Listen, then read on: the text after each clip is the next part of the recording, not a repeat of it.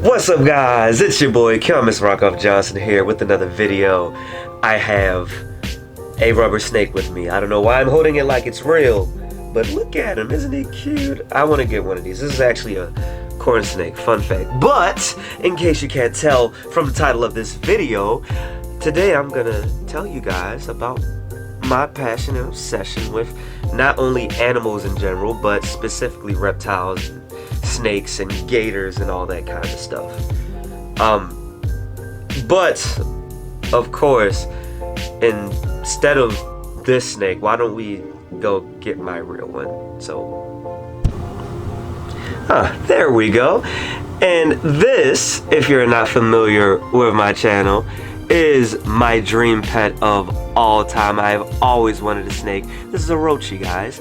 Orochi is my pinstripe ball python. He is very cute, and I've only had him for about, I think like three and a half weeks now. At least when I got him, he weighed about like 240 grams, something like that. Probably still weighs about the same. But yeah, this is him. And my love for animals honestly started a long time ago. I'll dive more into that later. But one problem that I always had growing up was that my parents were scared or didn't like most of the animals that I like my ball python. I wonder what he thinks about my little fake one. Think he's real? No? Yeah, of course you could tell that. So, of course, since my parents were scared of the things that I wanted, I opted to get a bunch of rubber animals. This looks pretty ridiculous having a real snake and a fake one. But my love for reptiles actually started in this room here.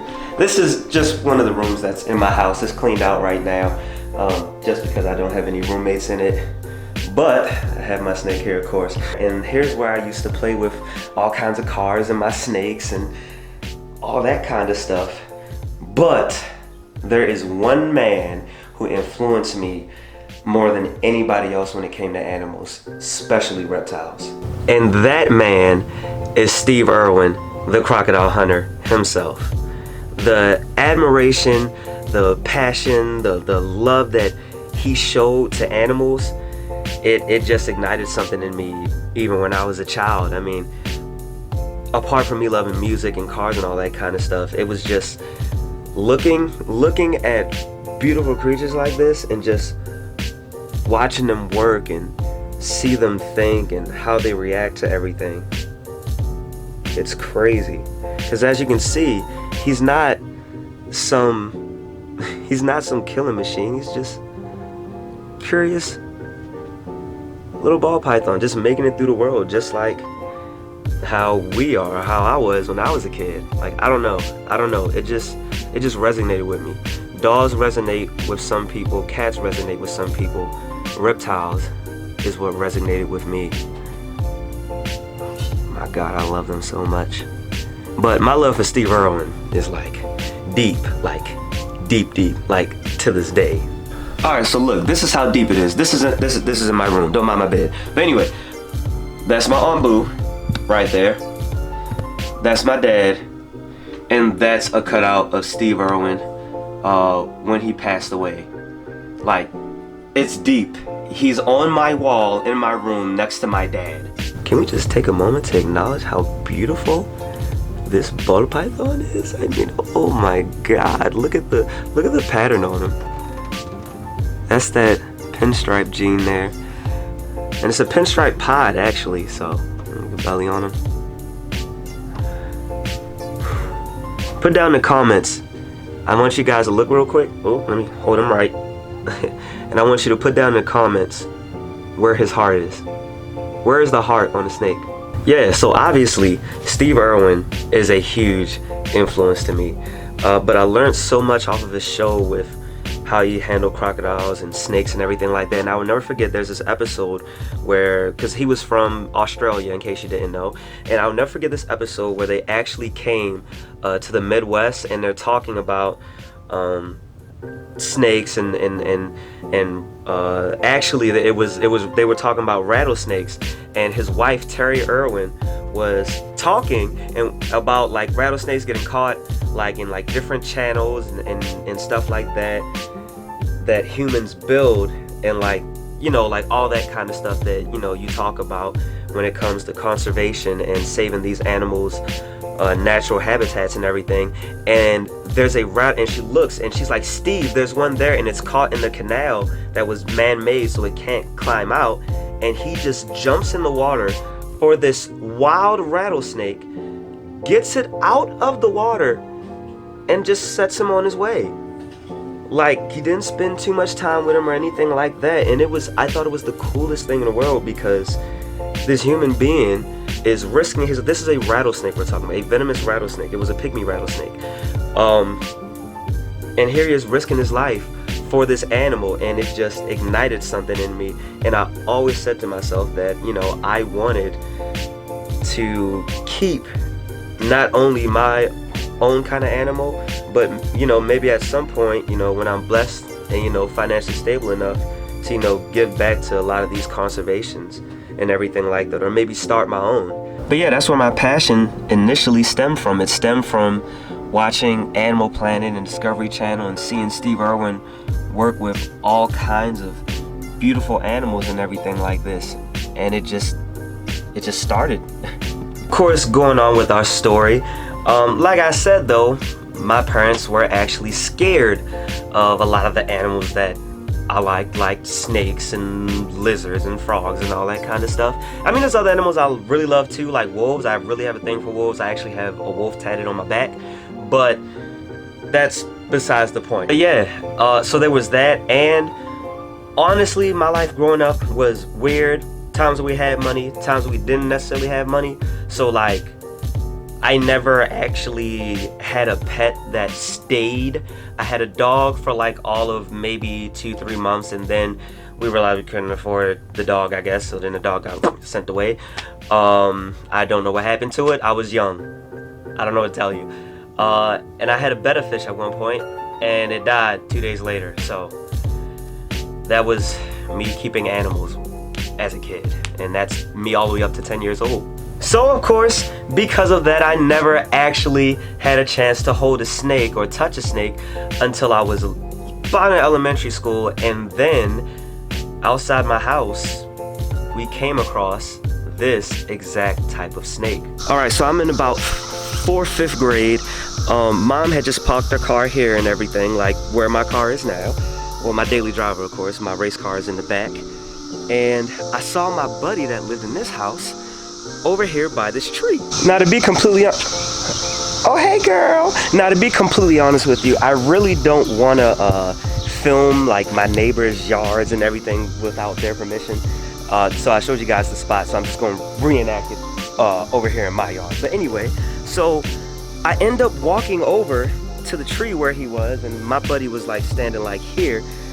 And I'm like, what you looking at? And then I look and I see it. And actually, funny enough, my rubber snake is about the size of it. It was a little bit smaller, honestly. About that, so maybe like, what's that, about like maybe 2 feet? Just barely 2 feet. But that's about how big it was, and it was a corn snake. He was like, oh man, this is crazy. Like, dude, we gotta catch this. And I'm like, yo, this gotta be somebody's snake, because they're not native to where we are. Like, these, you cannot just find this snake just outside in Baltimore somewhere. You get what I'm saying? So he's like, we should catch it. And I was like, all right. He actually ended up getting bit, which is extremely funny, but we did catch it in a shoebox. But of course, just like the idiots that, you know, you kind of are as a child, the snake literally just, like, if you look at shoeboxes, you know how like they fold and everything. It just found a hole and it just got its way under it, and we saw it getting out, and we were just like, well, I guess it served our time. Get out of here, get, little fly. I guess he just served our time with us having him, but he got out. By the time we caught him getting out of the box, he was like halfway in a bush. We had like ran to like, of course, go like tell all the other kids in the neighborhood so they could come over. But that was actually the first time that I touched a snake. Now, later on that year, I actually touched a venomous snake. Didn't mean to. This is long story short, I was down south. There was a snake, like in some leaves. Like I saw the tail, I saw it was black, but I always went, because again, Steve Irwin influenced me so much. Whenever I would go down south, that's where my mother was from, I would go down there looking for all kinds of like lizards and toads and all that kind of stuff. I was that kid, in case you can't tell. And I saw the snake like in the bush, and I was like, oh, I didn't see the front of it, the head. I just saw the tail sticking out. And I ran over to it. I had a stick. And if I took the tail like this and pulled it out, I saw the head and I saw the pits of the head. If you've ever seen a water moccasin, it's a viper. Well, I don't think it's a kind of viper, but it has those venom glands behind its head, so its head is fatter and it's not as narrow as like a constrictor, like a roshi. The moment I saw those pits, I'll be honest with you, I know animal cruelty. Come on now, let's be real. I had no business touching that animal, but stupid stuff when you're a kid. And I just took it, I just launched it, I just ran in the other direction. And ever since then, I was like, I will never touch another venomous snake again. I'm actually still scared to this day, low-key. Well, not necessarily scared, I'm not scared to see them or anything like that. And I probably would touch one so long as someone's handling it properly. But so far as me handling a venomous snake myself, at least where I am in my life right now, nope, I'm good. That being said, I'm sure you're probably asking yourself, Keon, since you've had so many close calls and your friend got bit, have you ever been bit by a snake? Yes, I have. Well, since like I just said, I did get bit by a snake before. Instead of me telling this story, I have my wonderful brother Bishop here. How you doing, Bishop? What's going on, man? Make sure you follow him on Instagram. It's gonna be popping up right now. And he's gonna tell you about the first time I ever got bit by a snake, because it's his fault. That ain't my fault. It is your fault. I just didn't want to take the snake. Alright, so to tell Keon's story about how he got bit, we were in 9th grade in our music class with one of our favorite teachers, Mr. Bianca. He was hilarious, and so Mr. Bianca decides one day that he's always telling us that he has a snake, but he never brought it in. So one day he actually brought it in. We're all like, oh snap, he got his snake. And you know, Keon especially, he loves snakes. He always has loved snakes. He's very excited to see the snake, so needless to say. So anyway, so Mr. Bianca's going around showing the snake. He offers, you know, to let people hold or touch him because he says that he has no teeth. So of course, you know, I happened to be in front of Keon. He offered it to me first. I started to take it, and then I said, no, I'm good. And so Keon, I think I might have actually moved fast, I'm not sure. So Keon was right next to me and was also reaching out to get it at the same time when the snake just boom, boom, started like biting at him and stuff like that. And Keon didn't even react really, and I was just like, yo, what the fuck? Like, he just bit you.